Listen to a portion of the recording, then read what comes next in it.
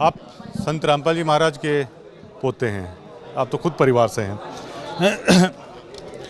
आपके परिवार पर भी मैं समझ सकता हूं कि एक दौर ऐसा था कि मतलब काफ़ी कुछ आप लोगों को सहना पड़ा, लेकिन अब जबकि आप लोगों का संघर्ष काम आ रहा है कि ये रास्ता सही है, हमारा पंथ सही है, तो आप लोगों को लगता है कि जो आपके परिवार ने संघर्ष किया या संत जी ने जो संघर्ष किया है, अब वो मुहिम रंग ला रही है?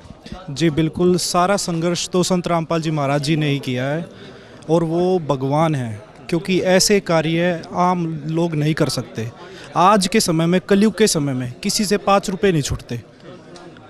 अपने लिए अपना ही पालन पोषण करना कलयुग के समय में बहुत मुश्किल होता है, और ऐसे समय में संत रामपाल जी महाराज जी दिल खोलकर किसानों के लिए, ज़रूरतमंदों के लिए हर जगह आगे आए हैं।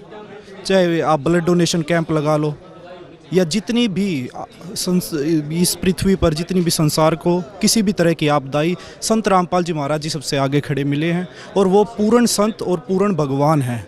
संत और सतगुरु में यही फ़र्क होता है, सतगुरु ही यही काम कर सकता है। आप परिवार से तो आपकी पर्सनल मुलाकात हो जाती होगी, शायद अन्य लोगों की नहीं होती है, तो अभी इस दरमियान आप उनसे मिले हैं, तो संत जी के क्या विचार थे इस मुहिम को लेकर?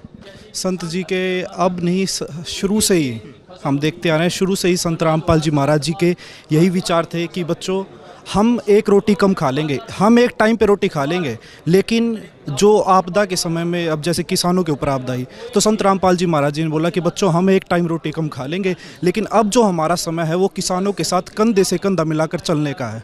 अब उनके ऊपर आपदा आई, उनकी मदद करने वाला कोई भी नहीं है। तो अब हम संत रामपाल जी महाराज जी ने बोला कि बच्चों, अब उनके साथ खड़े हो और उनकी मदद करो। ऐसी भावना आप भी समझ सकते हो, ऐसी भावना भगवान के अलावा किसी की नहीं होती। यूथ को लेकर आप क्या कहना चाहेंगे? यूथ को मैं यही कहना चाहूँगा कि आप नशे पते सभी बुराइयों को छोड़कर एक धार्मिक मार्ग की ओर चलो। जैसे पहले समय था ना, सतयुग के समय में, ऐसे धार्मिक कार्यों की तरफ बढ़ो, आपके मन को शांति भी मिलेगी। ये गाने नाच गाने से, नशा करने से आप अपना शरीर खराब कर रहे हो, इससे अलावा आप कुछ नहीं कर रहे। आप धार्मिक कार्यों की तरफ बढ़ो, आपकी मन को भी शांति मिलेगी और भगवान में भी ध्यान दो। मैं बस यही प्रार्थना करना चाहूँगा। एक चीज़ मुझे आपसे ये भी जाननी है, आप उन्हें गुरु रूप में देखते हैं, अपने दादाजी के रूप में? दो चीज़ें हो जाती हैं। नहीं जी, हम उन्हें भगवान के रूप में देखते हैं। वो आपके उनका व्यवहार आपके साथ कैसा रहता है? शिष्य की जैसा रहता है या नहीं, बिल्कुल शिष्य जैसा ही व्यवहार रहता है।